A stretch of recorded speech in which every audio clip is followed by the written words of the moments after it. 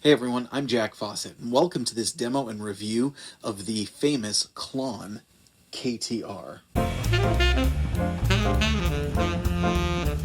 I'm really excited to be able to bring this video to you. This is, again, courtesy of Main Guitars, of Jeremy at Main Guitars. He lent me this pedal to do a video. I do want to say very quickly, this is not sponsored at all. There's no money changing hands. I don't get commission if he sells this. I will put a link below to where you can buy this unit at his website if you are interested in getting this. That's just now. If he loaned it to me so I could do the video for you, I have no interest in that other than helping somebody out. So this is the famous Klon KTR. Now, the short story about this is that this was a more streamlined production model of the famous Klon Centaur, and that it essentially gives you exactly the same tonality and responsiveness as the Centaur, but in a pedal that was easier to put together. Whereas the original Klon Centaurs were very labor intensive and hard to keep up with, this was something that could kind of streamline it to get more pedals to be available. Of course, this has the great, and again what's kind of become famous line on it: kindly remember, the ridiculous hype that offends so many is not of my making. And I like that because it is kind of a direct address of the Centaur hype and the way that everything just exploded and got, in some ways ridiculous with that first pedal. This was Bill Finnegan, the builder, kind of saying, just like, that's not me, that's everybody else, like, don't come at me about this. And I can appreciate that, because the Centaur craze really brought up a lot of questions about gear and what is gear really worth. And the interesting thing about it is I never really thought it was that sensational, because people would of course, I remember this was back when they were like $2,000, and of course now it's just gotten ridiculous because price gouging is happening. But anyway, the thing for me is that they're rare. That's what it's about. You had people kind of just like, well, I can get an EHX Soul Food for $50, and are you telling me that one's really $1,900 better than my Soul Food? And it's like, well, the Soul Food is a production model that you can get anywhere for $50. The Centaur is rare. It's not always about quality of sound.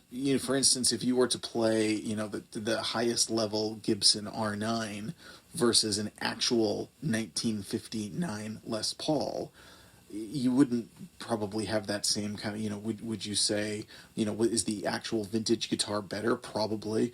Is it $300,000 better?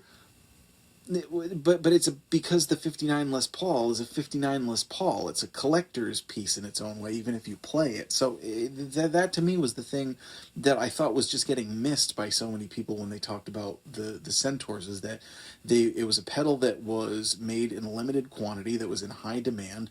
I definitely think the fact that it was in the big, unique enclosure, gold and silver, and had the mythical creature on, I think that played into it.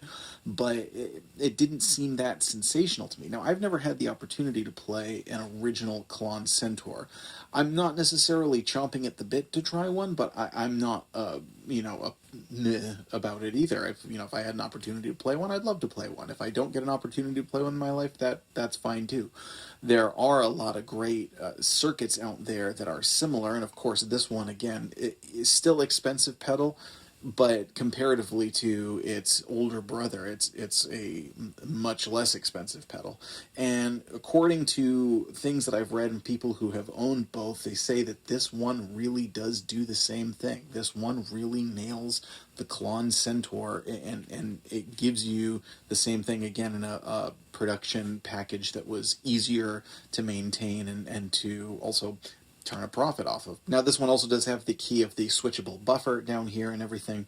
Now, as a pedal, it's great. It sounds great. They were really, everyone also kind of freaked out about the transparent thing. Now, transparent overdrive to me is a little bit silly, because pedals always, to a certain extent, add a bit of their own character, and these have kind of a slight mid-rangey thing, voice thing to them. It's not like a Tube Screamer mid-range. They are more in the transparent realm, but for instance, like, which is more transparent, a Klon or a Nobel's ODR?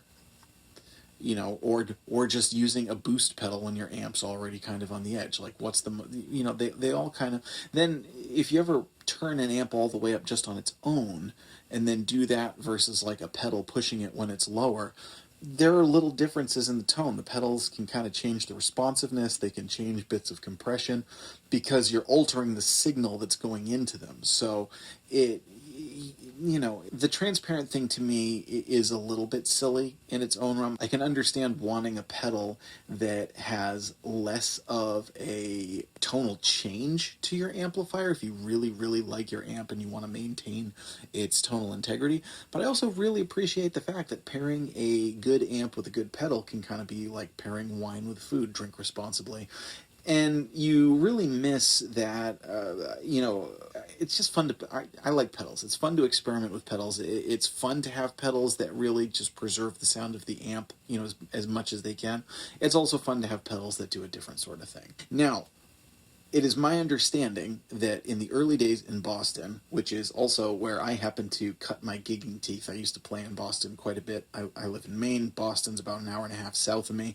When I was late in college and then just out of college, I used to go down and play in clubs in Boston and Cambridge a lot, and that was when I really, really started kind of getting out and playing with bands and doing things. And that was where Bill Finnegan was playing, and as far as I know, it was where he was playing and was playing twin reverbs when he was really desiring a different kind of overdriven sound when he couldn't turn his amp up, and that was the kind of impetus for starting, you know, the original Klon Centaur. So in that respect, you have just heard it with that guitar behind me, Fender Telecaster, into my twin reverb, which I'm really excited to have again. If you haven't seen my review of that, please go watch my review of that where I geek out about the twin reverb for a long time.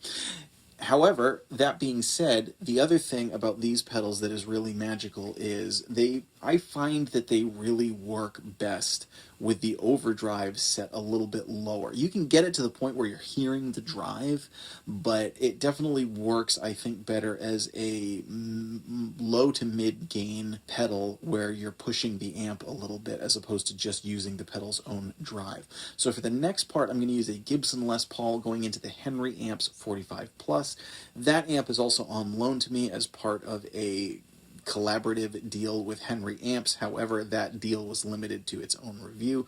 I'm just using it because it's a great amp. It's got a Marshall character to it, and it's easy for me to dial that amp in on an overdriven tone that I can then push with this so that you can hear how this works going into an amp that's already overdriven. So next we're going to plug this into that using the Les Paul so you can get kind of a more aggressive rock sound and show what this thing can do when you're pairing it with a whole different rig. So let us know, do you own a Klon? Do you own an original Klon Centaur, silver or gold? Do you own a Klon KTR? Do you own a clone? Which one? There are a lot of clones out there that claim that they have exactly the same circuit and do exactly the same thing.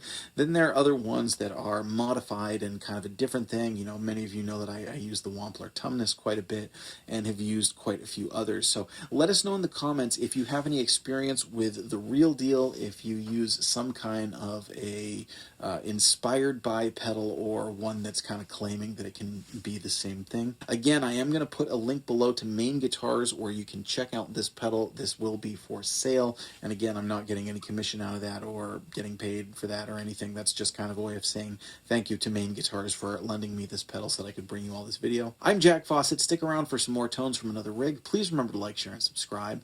I hope you enjoy the rest of the video.